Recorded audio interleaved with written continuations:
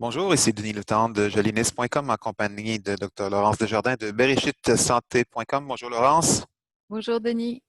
Aujourd'hui, on a un sujet d'actualité, du moins ici au Québec, au Canada.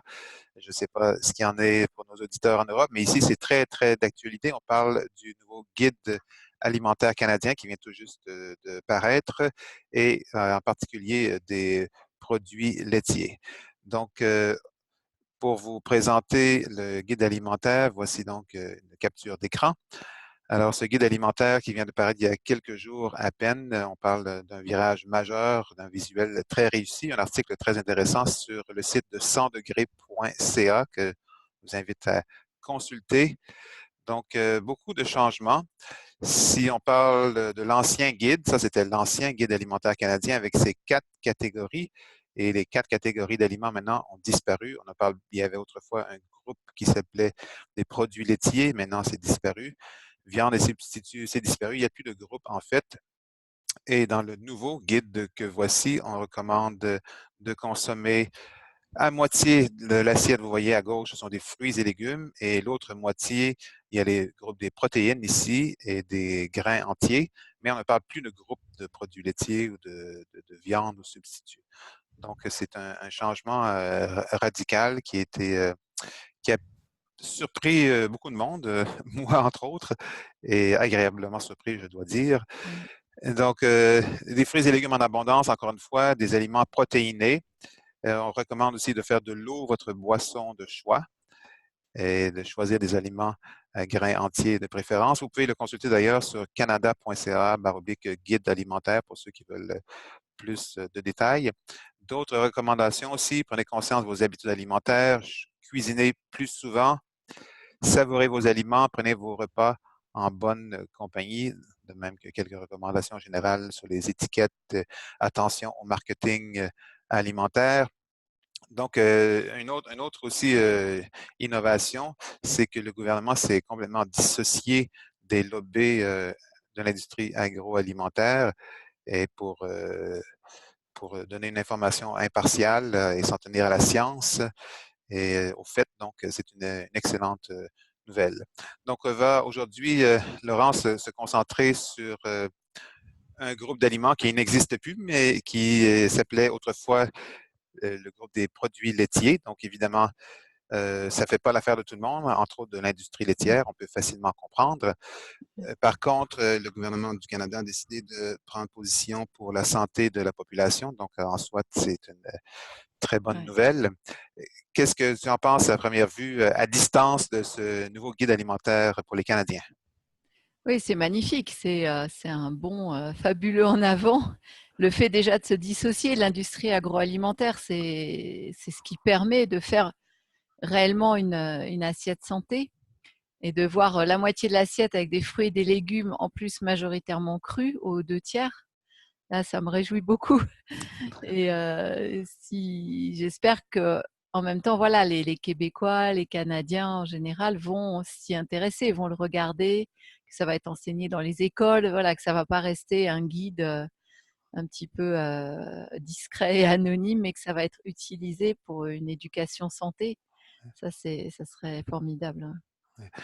On en parle beaucoup dans les médias depuis les dernières semaines. Donc, ce guide qui vient à peine de quelques jours de paraître et on va continuer à en entendre parler pendant un bout de temps. Aujourd'hui, pendant les minutes qui nous restent, on aimerait parler donc des produits laitiers parce que c'est un gros, gros changement. Ici, évidemment, l'industrie laitière, comme en France d'ailleurs, c'est une importante industrie. Euh, Pendant plusieurs années, il y avait ce groupe des produits laitiers, donc les gens associaient les produits laitiers obligatoirement à une santé du système osseux, avoir des bons os en Ouais, santé, ça ouais, prend du lait de vache absolument toute votre vie, plus ou moins, c'est ce avec quoi on a grandi. ouais, Aujourd'hui, ouais. on dit, ah, attention, c'est pas nécessairement tout à fait exact. Qu'est-ce que tu en penses de ces recommandations sur la consommation de produits laitiers? Ouais, ouais. Voilà, si on veut parler clairement, il faut revenir toujours à la physiologie. Pour savoir ce qui est bon, c'est qu'est-ce qui est fait pour l'homme et de quoi notre corps a besoin, mais pas, il n'a pas seulement besoin de calcium. Sous quelle forme doit être ce calcium? de quoi il doit être accompagné. C'est tout ça la question à se poser. Donc, comme tu me disais en aparté tout à l'heure, déjà, il y a une chose qu'on voit très clairement de, dans la nature, c'est que tous les mammifères boivent du lait quand ils sont bébés et Ouais. pas à l'âge adulte. Et j'avais vu une fois une petite image très rigolote, un dessin un peu pour montrer pour caricaturer cette espèce de passion comme ça du lait, où on voyait un monsieur en costard cravate couché sous une vache et en train d'essayer de boire au pied de la vache. C'est complètement ridicule. Et, mais effectivement, il y a quelque chose qui est décalé, qui est déplacé, et ça le mettait bien en valeur. Ouais. Donc, à partir du moment où on a la capacité de mâcher, on n'est plus censé boire ce lait. Et autre chose, c'est qu'en général, un bébé, il boit, ou un petit, il boit le lait de son espèce. Parce que ce lait, il va être adapté aux besoins de cette espèce-là. Donc, un petit veau, il a besoin d'un lait très riche en hormones de croissance, très riche en gras, plutôt en gras saturé, parce que ce qu'il va falloir, c'est qu'il prenne 300 kilos en un an et qu'il grandisse et qu'il développe surtout sa masse musculaire et pas tellement son cerveau. Donc, ce n'est pas du tout les mêmes besoins que pour un être humain qui va pas faire 300 kilos normalement et qui va développer une activité cérébrale plus importante et une masse musculaire voilà, intéressante, mais pas non plus excessive. Voilà. Donc ça, c'est déjà une chose. Comment on est venu à boire comme ça des laitages ou à manger des laitages sous forme de fromage, c'est plutôt une adaptation en fait. Hein, c'est une alimentation de survie. On sait que l'homme est apparu plutôt dans des régions tropicales, subtropicales, où on trouvait toute l'année des fruits, des verdures, des légumes qui apportaient une ration calorique et énergétique et aussi en minéraux, etc., convenable. Et petit à petit, les populations ont migré parce que elles se sont accrues vers les régions sud et nord, vers des régions plus tempérées, voire même dans les régions sauvages pour moi du Québec, où il peut faire moins 30 degrés l'hiver et on ne va Intéressant. jamais trouver ni un fruit ni une feuille là-dedans. Donc, il a fallu survivre. Et Mhm. comment on survit? En mangeant de la viande, en tirant le lait des animaux et puis en le stockant sous forme de fromage et éventuellement en stockant un peu des graines. Donc ça a été des moyens d'avoir à manger dans les saisons où il n'y a plus rien. Mhm. Et donc c'est un aliment de survie, mais ça ne veut pas dire qu'il est bon pour nous. Il n'est pas adapté à nos capacités digestives. Le calcium tel qu'il est dans le lait n'est pas sous sa forme la plus assimilable. En plus, il est avec beaucoup de phosphore. Donc il y a une histoire d'équilibre phosphore-calcium qui fait que ce calcium va plus se déposer dans nos artères et dans nos articulations que venir consolider nos os. Il y a beaucoup de protéines, donc il est acidifiant. En plus, les laitages sont acidifiants, ils vont plutôt fragiliser les os. Mhm.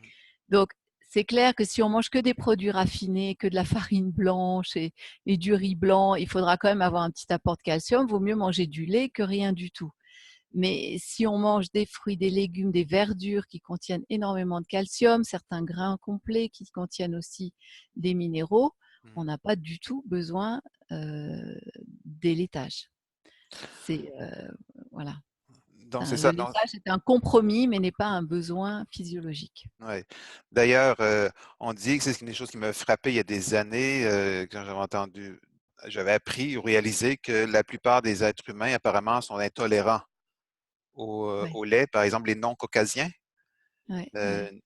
c'est beaucoup plus fréquent apparemment chez les non-caucasiens, cette Mm. intolérance aux produits laitiers. Donc, si à la base, en tant qu'être humain, on était programmé ou conçu pour boire du lait de vache, ben, normalement, la plupart des êtres humains pourraient bien le tolérer, mais c'est pas le cas. Et d'ailleurs, ça cause beaucoup de problèmes, Ouais, problèmes entre autres chez les enfants qui avaient des infections à répétition. Souvent, une des premières choses que les parents remarquent en arrêtant les produits laitiers pendant un bout de temps, au ouais. moins d'infections. Donc, c'est une bonne nouvelle que qu'on réalise qu'effectivement, c'est pas obligatoire pour avoir des bons Ouais, os ouais, ouais, et ouais. une bonne santé. Voilà, Ouais, si on veut avoir des bons os, il faut prendre beaucoup de verdure. Les ouais, verdures sont riches en calcium, riches aussi en silice, qui est un constituant majoritaire du corps, plus Ouais. que le calcium, on en parle très peu. Et si les gens qui ont des fractures, qui ont du mal à consolider, et faire des cures de silice, un peu de vitamine D, un peu de calcium dans des amandes ou Mm. des choses comme ça. Mais voilà, c'est ça qui va faire la solidité d'un os. Si on apporte beaucoup de protéines acidifiantes, comme le sont les protéines animales, on ne va pas avoir un os solide, même si on avale des litres de calcium, de laitage, qui ne vont pas être assimilés de la bonne manière. Ouais. D'ailleurs, on remarque que plusieurs pays qui consomment pratiquement pas de produits laitiers ont souvent des meilleurs os que nous, Ouais, occidentaux, moins ouais, d'ostéoporose, donc c'est assez révélateur. ouais, ouais. Pour remplacer le lait, dans les céréales, par exemple, du matin, quelqu'un qui veut absolument boire un liquide blanc, qu'est-ce Voilà, on qu'est-ce qu'on garde, peut suggérer? les psychologues disent, hein, il y a aussi un côté garder une petite touche de l'enfance hein, dans ce lait blanc qui n'est pas du tout indispensable. Mais bon, on a appris à cuisiner avec, Ouais, à le voir et il y a un côté un peu réconfort comme ça. Donc, il y a toutes sortes de laits végétaux, en effet. Il y en a qui, je pense, sont plus intéressants que d'autres ou moins. ouais, Euh, bon, moi, j'ai une petite préférence pour quelque chose genre lait de coco, par exemple, qui est bon au goût aussi et qui apporte pas trop d'oméga 6 et des choses comme ça. ouais, Sinon, après, si on veut être un peu versant en calcium, bon, c'est vrai que le lait d'amande ou le lait de sésame sont très, très riches en calcium, donc ça peut être intéressant. Et au niveau goût, c'est agréable, en ouais, particulier le lait d'amande. Après, il y a des laits qui sont un petit peu plus neutres, comme le lait de riz, qui est très blanc, qui est doux, qui est un petit peu sucré. Bon, sur le plan santé nutritionnelle, il est franchement pas très intéressant parce qu'il est pauvre en fait. Hein. Il y a très peu de choses là-dedans. mm, Sur le plan nutritionnel, il y a de l'amidon, c'est sucré, c'est pas vraiment idéal. Bon, mais voilà, si on le mélange à quelques céréales au petit déjeuner, qu'on aime ce goût, ça peut passer. Après, il y a eu la grande mode du lait de soja, mais on en revient quand même un peu parce que c'est quand même hormone-like. Il y en a qui disent que ça protège, d'autres pas. Enfin bon, il y a un grand débat là-dessus. Le soja, de toute façon, c'est un petit peu comme les produits animaux. C'est quand même des protéines complexes. C'est acidifiant. Personnellement, je ne trouve pas que ce soit un très très bon produit, mm. le lait de soja. Enfin, le soja en général, c'est pas vraiment un aliment adapté à l'être humain, pas plus que les laits animaux. Donc, favoriser les laits de sésame et les d'amande, c'est facile d'ailleurs à préparer à la maison avec un bon Ouais, blender, genre Vitamix, voilà. très facile à préparer, ou sinon on peut se les procurer. Le temps file comme toujours, comme d'habitude, Donc, pour toujours beaucoup à dire. Euh, pour plus d'informations, je vous invite à consulter les sites web jolinis.com ou bereshitsanté.com pour consultation avec Dr Desjardins. C'est possible à distance, que vous soyez peu importe où sur la planète et en ouais. français. Donc, on vous remercie pour votre temps, votre attention. Merci, Laurence, et très bientôt. Avec plaisir, au revoir. Au revoir.